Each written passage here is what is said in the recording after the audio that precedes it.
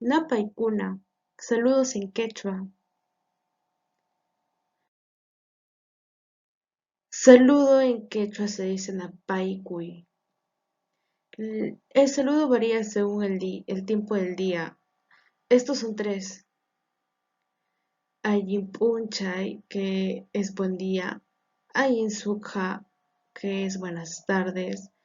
Ayintuta, que es buenas noches.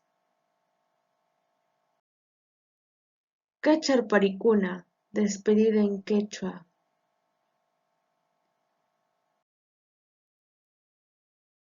Despedida en quechua se dice cacharpari.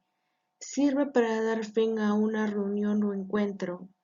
En el idioma quechua, la palabra Dios no existe, porque eso significaría que ya no habrá más encuentros. Pero existen otras formas de decir adiós.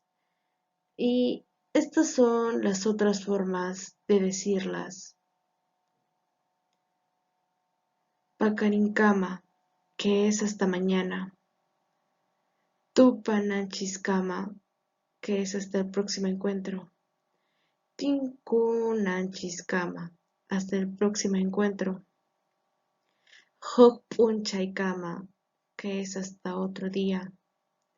Minchakama, hasta pasado mañana. Y Asyakama, que es hasta luego.